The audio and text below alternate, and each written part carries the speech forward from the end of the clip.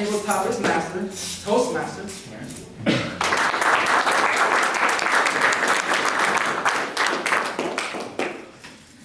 Good morning, Toastmasters and guests. Good morning. We go right through some chapters, some right, some of the seat. Hopefully today's questions will open the door to those moments and the stories that they hold.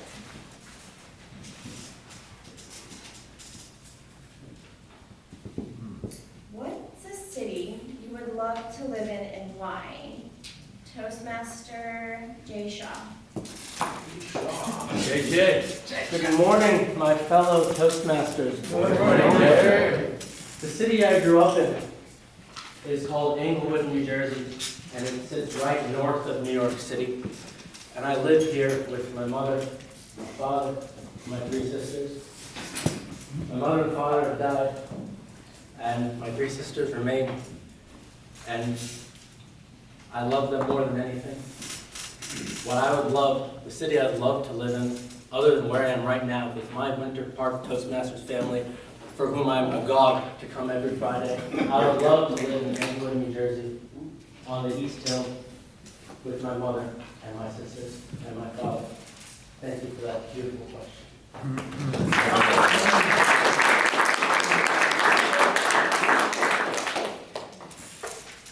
Which season best matches your personality and why? Toastmaster Robert Lee. Robert? It's kind of an unusual question. I'm not sure any season matches my personality. Maybe we have to invent one. Hunting season. I do like winter. Now, people would say, oh, it's such a horrible season to like, but I love the snow. I'm in the city. So, I grew up in Wilmington, Delaware, and we would have snow every now and then during the winter. And we didn't have enough vehicles to plow it away. So when we had snow, we would be out of school for long periods of time. And we would go sledding on the hill nearby, and I love that. And it's been so long since I've been around snow that I have this mystical, very nostalgic feeling about it, but I have a feeling that if I actually live somewhere where it's snowing, I'd change my mind. I am agog about it. Thank you.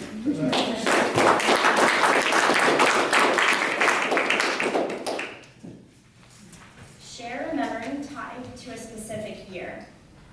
Toastmaster Susanna Fortis. Good morning, everyone. Good morning. Very glad to see you all after a week. I would say having your grandmother being diagnosed with Alzheimer's definitely changes your life. One of the most memories that I can recall from her is actually the first time she did not recognize me. Although I was very heartbroken, I was heartbroken at that time, I learned that when that happens, the best thing to do is to meet the person that is starting to forget exactly where they are. So honestly, I started enjoying whether it was having dessert or going out with her, regardless of who I was to her at the moment. Whether I was the neighbor, her daughter, her granddaughter at the time, or just a friend. I think that made me realize, as Maya Angelou once said, we might not remember what people might say or what people do, but we definitely remember how they made us feel. And my grandmother made me feel very happy.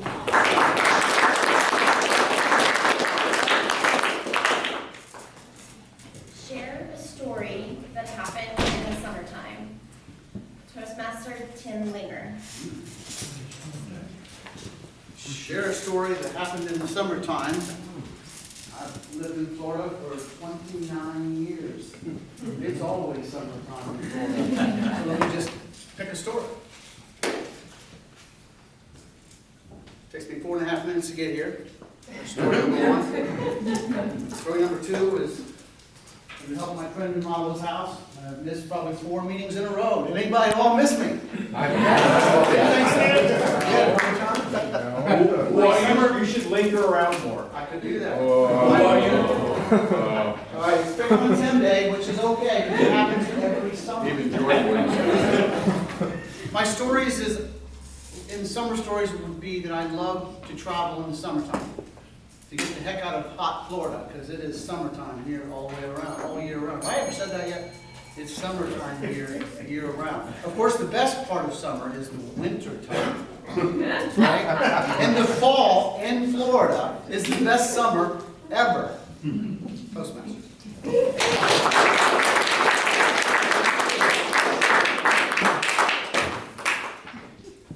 Have you ever held onto an object for sentimental reasons? Toastmaster Roy Shear.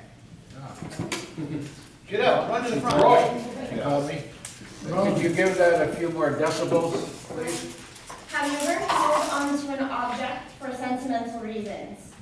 Ah. That's a yes or no question. So, yeah, last night at the place where I live, we call it Waiting for God. Thank you. Thank you. Wasn't for you, Carmel, I wouldn't be here at all. We always have, happy hour starts at 1 in the afternoon. We have a big bowl of something. I said, what's in there? And she said, it's a gog. I said, no. I'm not going to drink that. The thing that I held on the longest that I should have let go, was that it? Was that the idea? Green. I would say it was my first wife. Yeah,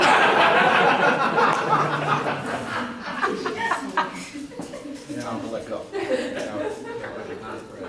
So, she feels the same way. I learned later. Now we're really good friends. When we have a duel, we go to 40 paces instead of 20. We really don't want to kill one another. So it's,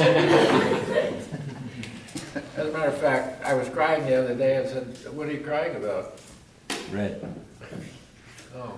I'll have to tell you that after class. It's pretty good. Thank you.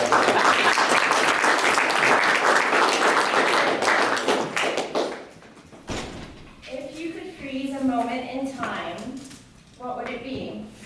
Toastmaster Jordan Kamaker. Toastmaster. Moment in time that I might freeze. Well, many years ago, in my first marriage, we were told that this particular pregnancy needed to be ended, and the first doctor said that he would perform the abortion. We went to another doctor, expert. He said, we can do this. Your wife will have to be on the couch, be 7.5 months, and there's only half a chance that the baby will come to term. If the baby comes to term, there's only half a chance that it'll be okay. The other half, it'll be brain damaged. So we went forward with the pregnancy. And we prayed a lot, and I was there when he was born, and he is a perfect, wonderful, happy human being. And I was so grateful and exultant at the birth of my second child. I was agog.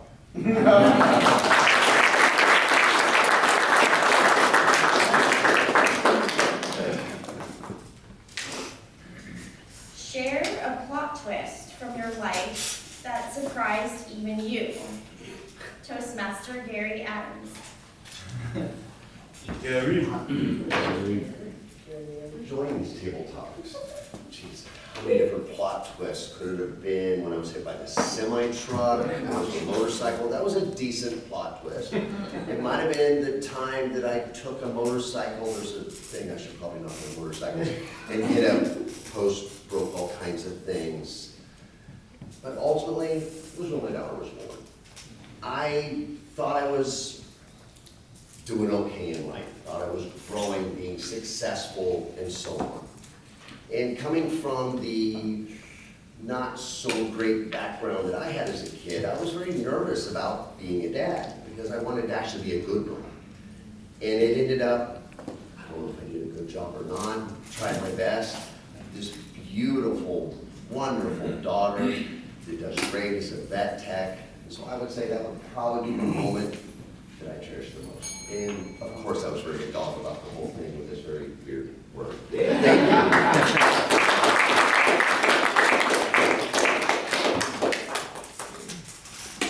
If you had to choose an object that represents you, what would it be?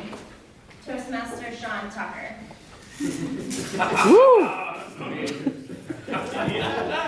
you. That is the weirdest of all your questions so far. That's it. Object that represents me. I'm hard to nail down. I am a weird guy with a lot of weird aspects to my personality. I can be very friendly. I can be a little mean. I have a lot of issues, and I don't know if you can put it all in one object unless it's some form of voodoo doll. I honestly don't know how to answer that. I should pick up Tim's question that he discarded on the floor about summer memories, but no, I'm not going to do that. No. We're all running for second place right now anyway. Jordan nailed it. Do your best. Somebody, come on.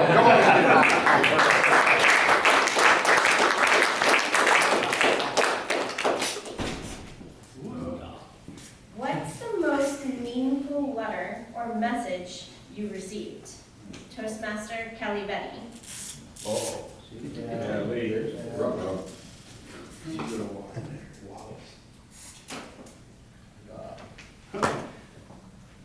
I'm younger than some of you. Into the letter. Well, that's the point. There are not a lot of letters in my life. I'm older than some of you. So thinking back at letters, text messages, emails, cards, the most meaningful one. It's hard to pick one.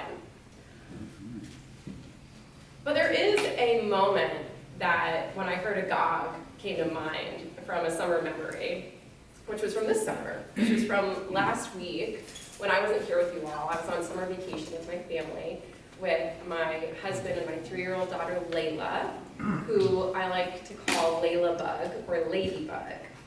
And we were on vacation in California on the rooftop pool at our hotel, and a ladybug flew and landed on my hand. And Layla, agog with excitement, said, "Mama, Layla Ladybug!" And so that's a moment that I would cherish forever. Thank you.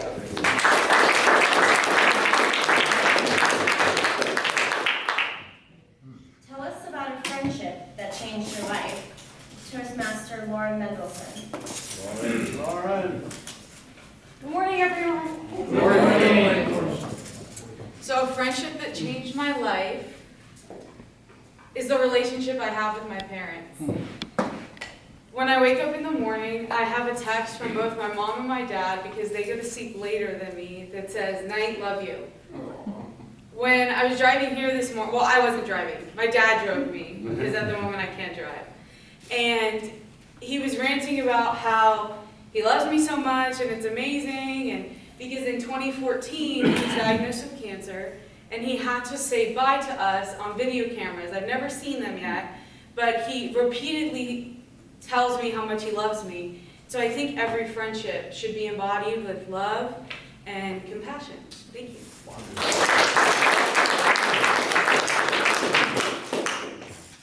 What's a bold decision you've made that paid off? Toastmaster Wyatt Wilcox. Yes, sir. Good morning, everyone. Good morning. Pleased to be here. I'm so glad to reach this topic. It's a very interesting topic. Very glad to talk about this. A bold decision that I've made personally that led me to experience, honestly, Toastmasters, Florida, was leaving my hometown. Clinton, New York, very out in the middle of nowhere town. Upstate New York, not in the city. And it led me to broad opportunities to move down to Orlando, Florida. And I love it here, and I love to see all of your beautiful faces every Friday morning. Thank you.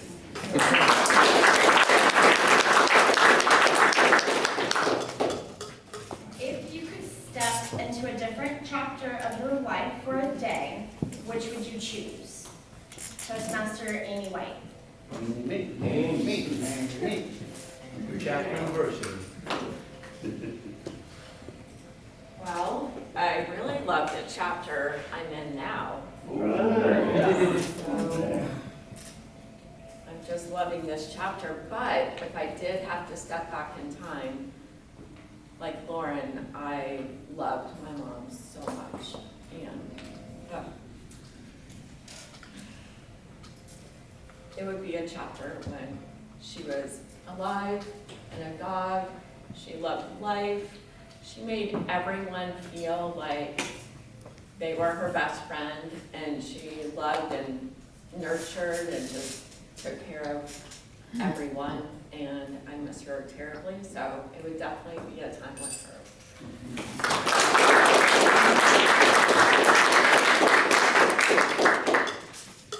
When have you taken a risk for love or friendship? Distinguished Toastmaster.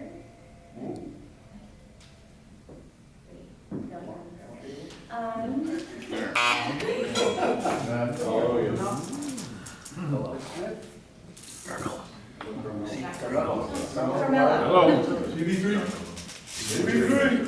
What was the question, please? When have you taken a risk for love or friendship?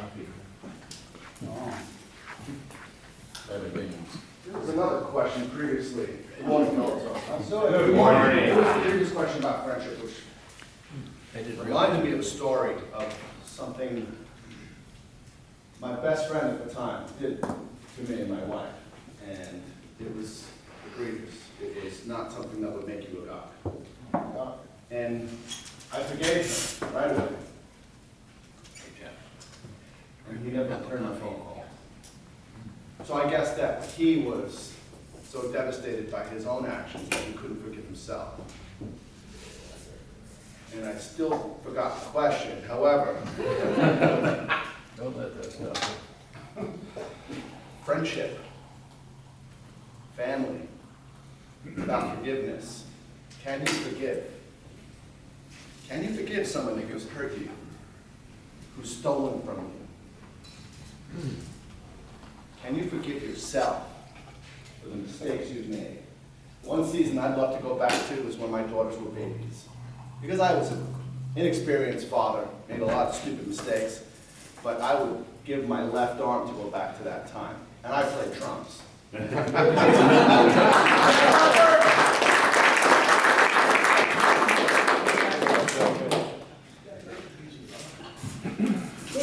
you reinvented yourself? Toastmaster Mark Ayers. Thank you, Mark. Distinguished Toastmaster. As many of you know, I'm always completely at awe when I get a table topics question. Especially that one. But I think I completely reinvented myself when I joined Toastmasters. Carmelo has told the story a few times, but there were many times that I was in the parking lot at the Mount Vernon Inn, and I'd pull in for the meeting, and I'd sit in my car for a few minutes and say, you know what, I think I'm just going to go to work early. I did that quite a few times, but thanks to the friendship of all my fellow Toastmasters, it keeps bringing me back each week. And I am actually incredibly awed about this club, so thank you.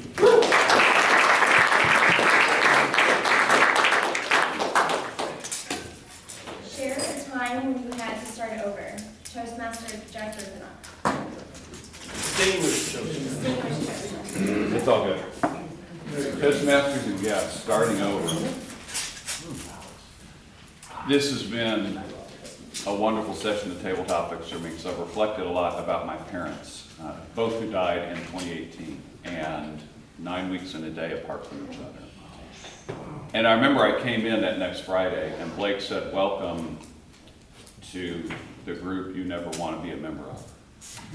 And I remember the process of beginning to go through their stuff. And Sean and Tracy Tucker ended up helping with the estate sale. And when I say stuff, let's just say I was not agog with the amount of stuff that they had kept. It's amazing what can be kept in a 1,400 square foot house with a garage. Stuff under the pool table, pulling stuff out that for years has not been touched because someday we're going to go through it. Someday we're going to go back and look, and that someday never came, and that included the 70 dusty photo albums. So for me, it was a time of reflection. It was a time of getting to know Roger and Carol Rufinat, not as mom and dad, but as just a boy and a girl. And for me, a big part of the starting over was examining what I have, what will be left behind, why am I even holding on to this? Because someday is never actually going to happen. Thanks for that question.